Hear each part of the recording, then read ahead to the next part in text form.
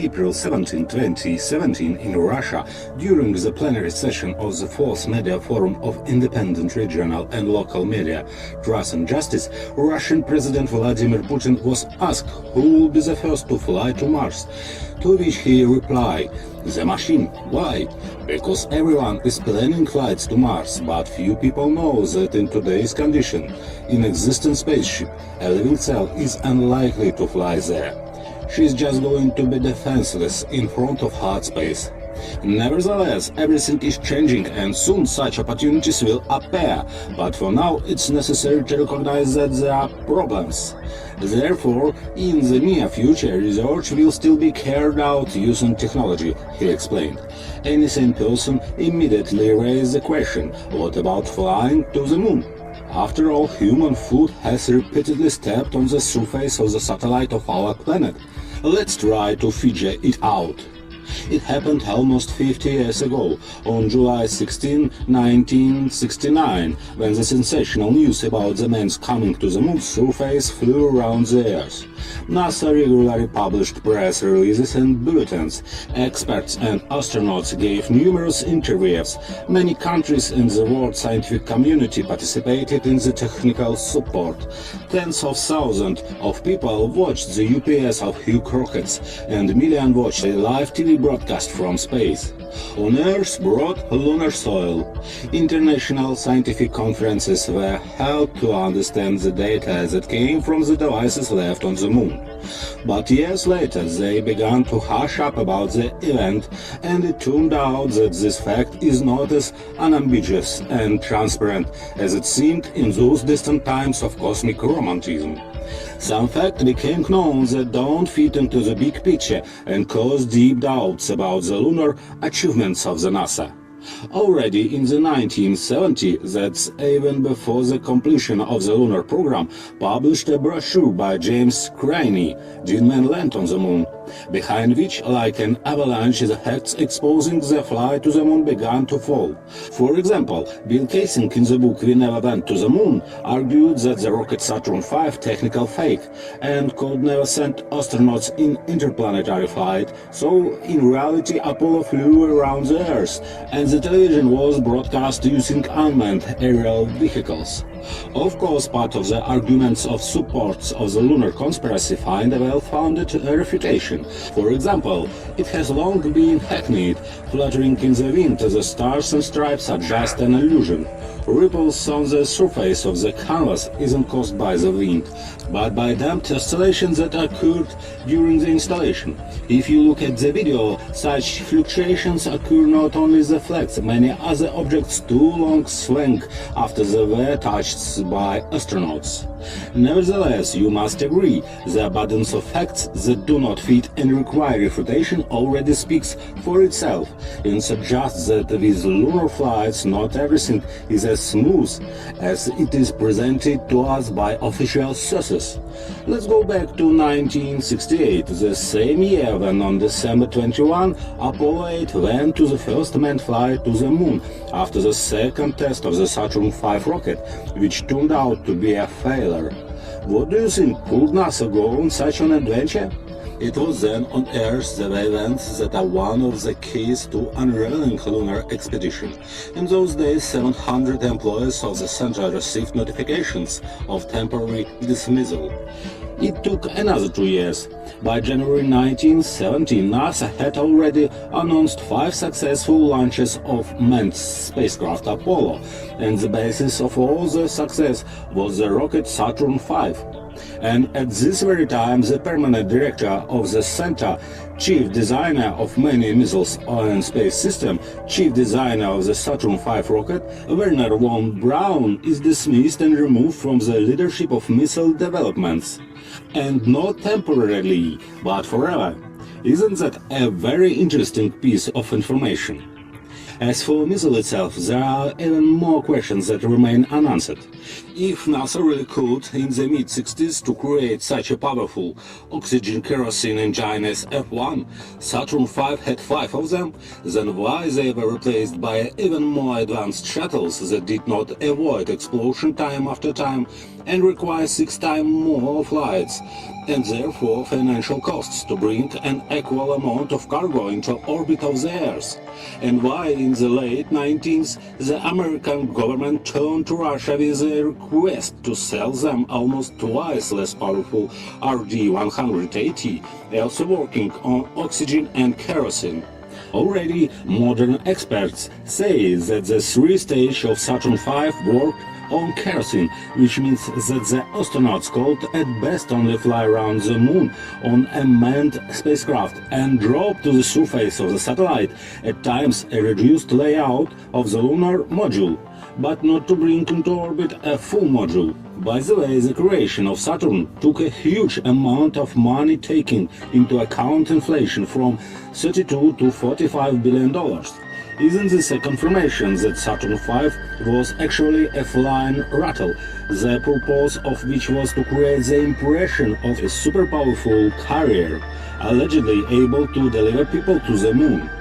This assumption is reinforced by the fact that none of the foreign astronauts on board was or worked on the Skylab space station that they put into orbit.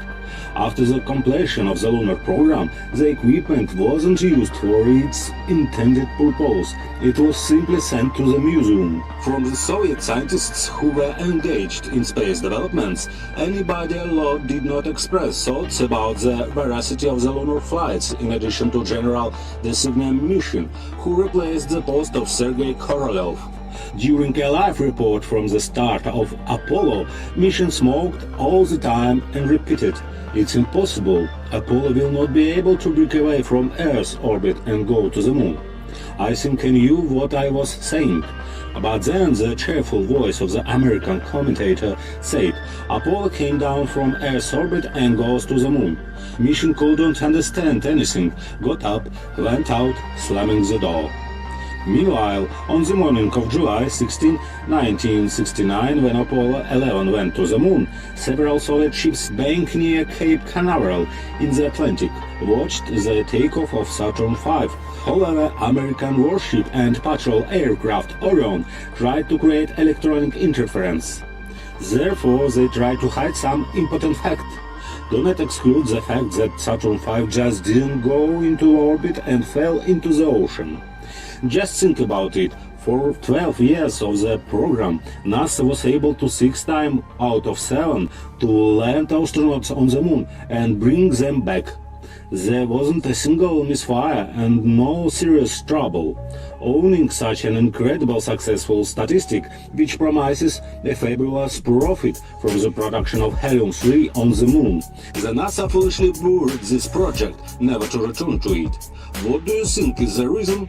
Well, seriously, in 1969 there was such technology as the money was to fly to the moon, back, computers were to calculate all the risks of flight to create materials, module, probes, rovers, and now there is no possibility sharply. Can you name another technology that can step backwards? Computers, nanorobots, the internet, smartphones, electric cars, yes, a lot of complex and interesting things have been created and successfully developed, but with lunar flights is not glued in any way. For 49 years, no country in the world has been able to repeat the unprecedented success that the Americans were able to achieve. However, it turns out that they themselves can't afford. And now let's go back to the statement of the Russian President Vladimir Putin about space flights and try to explain it. Flight astronaut discovered in 1958 a radiation belts Van Allen.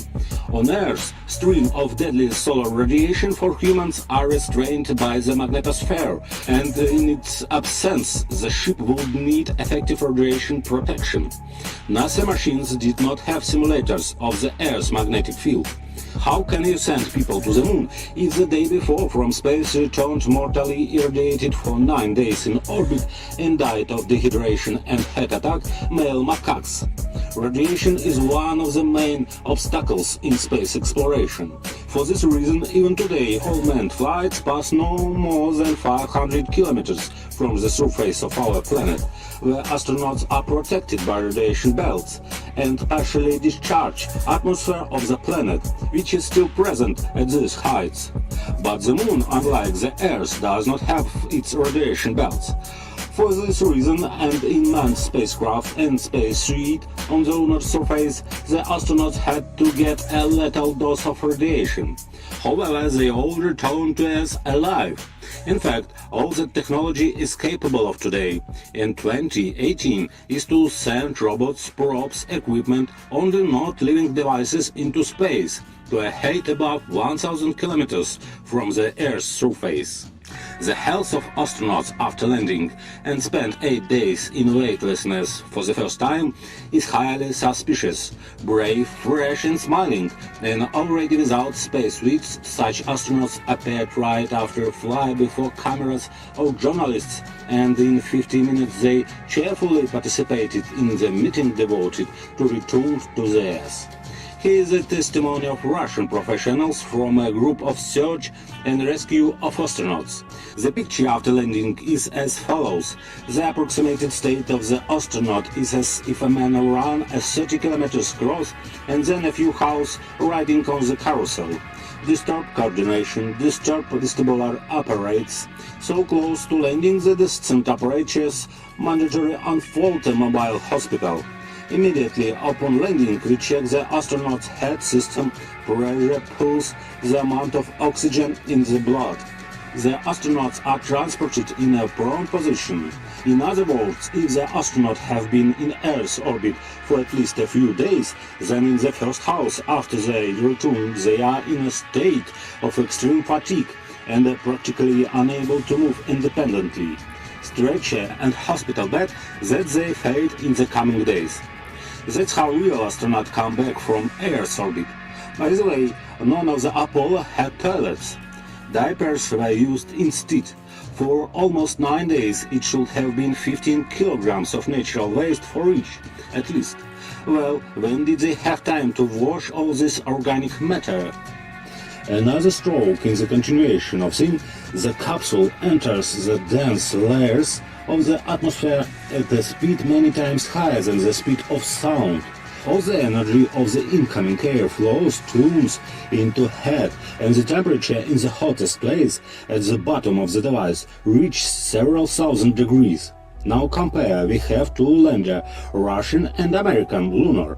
Do you believe both machines weighing in space? Why terminal protection on the device is melted and other device shines like new? Again deception?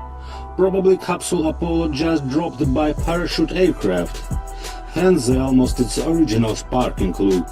In the previously mentioned book, We Never Been to the Moon, Casing says, during one of my talk shows, a flight plane pilot called and reported that he saw the Apollo capsule being dropped from a large plane, around the time astronauts were supposed to return from the moon. 7 passengers, the Japanese, have seen this case.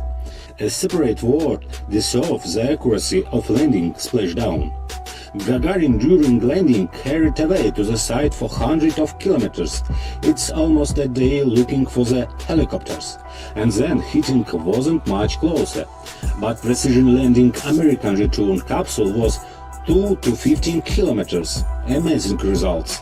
And only by the end of 18th, scientists have found out that landing with an accuracy above 40 kilometers is unattainable. But nobody knew that in the 60s. As already mentioned, from the surface of the moon, astronauts were delivered lunar soil and stones, a total of 382 kilograms. Yes, automatic space station to collect and deliver to Earth such a number of soil samples can't afford. Then why, when the NASA were offered to exchange samples for research, those almost 3 years pulled and only in 1972 gave the Russians as much as 3 grams? Skeptics claim that it was then, finally, to the moon separately flew automatic station Sequoia and brought the same grams of moon powder. As a result, the NASA gave the Russian 28 grams of regolith, lunar sand, which the Soviet automatic station together delivered about 300 grams. Well, the most interesting thing in this story is that, preparing for the 40th anniversary of the landing on the moon, NASA suddenly discovered the loss of original film materials with footage of astronauts landing. It will seem that such films are not only a fact of pride of Americans, but also the heritage of all mankind. How could this happen? That just wasn't the original footage from the moon.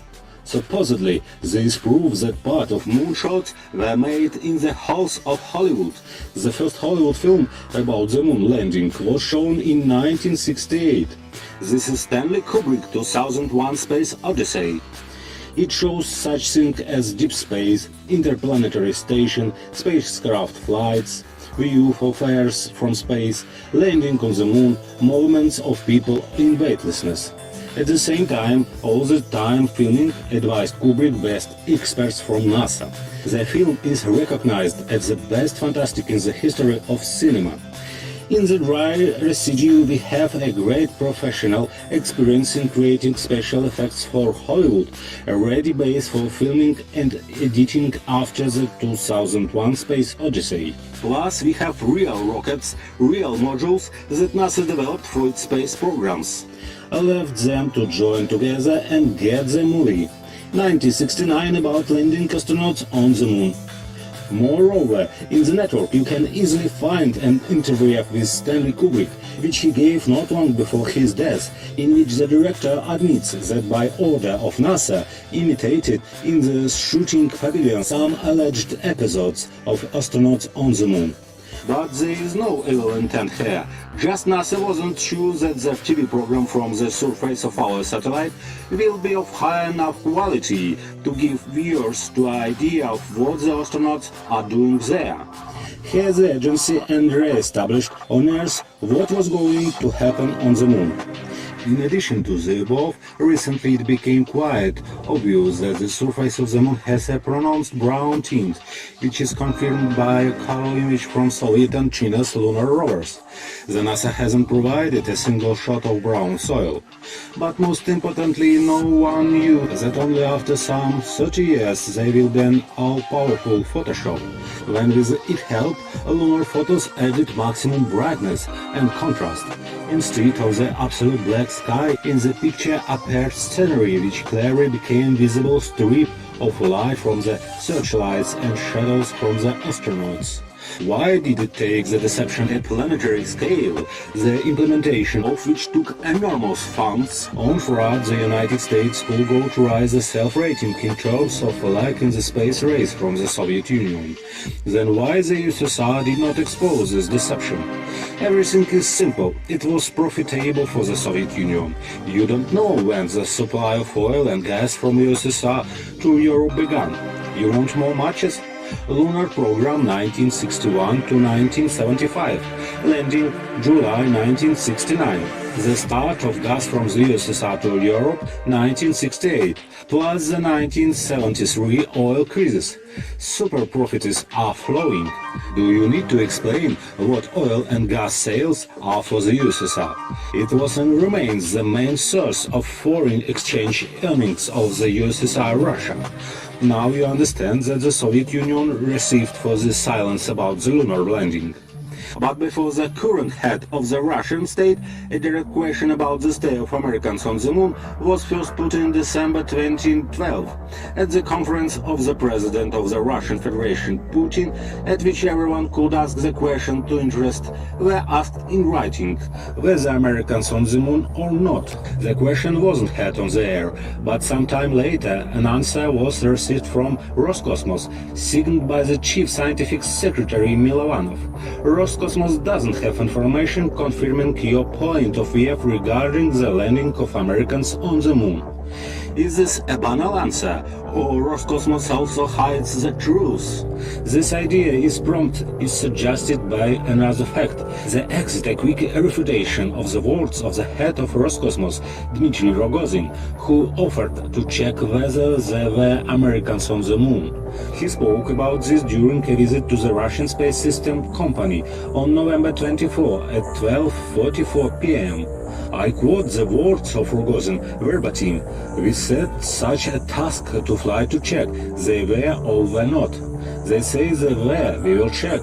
No sooner had Rogozin threatened to check the fact of flight to the moon, as Roscosmos declared his words a joke. By the way, the refutation came out in 30 hours at 1:55 a.m., night in Russia and in the USA day. Apparently, the refutation was given first of all not for citizens of Russia, but rather for partners of Roscosmos in the USA. New opportunities developed modern technology increasingly point to lunar out of fantasy. For this kind of expedition, the main evidence of their authenticity in the presence of photo and film documents, most of which, when examined in detail, turned out to be fake. I think, and most viewers will agree with me, if there was a fraud in at least one fragment, there is a good reason to question all the flights of Apollo. In addition, in order to put an end to the story, we can only be patient and wait for people to be ready to fly to the moon again. The only question is who and when will fly there. The Americans themselves will reveal their lunar program, or maybe it will be China, India or Russia.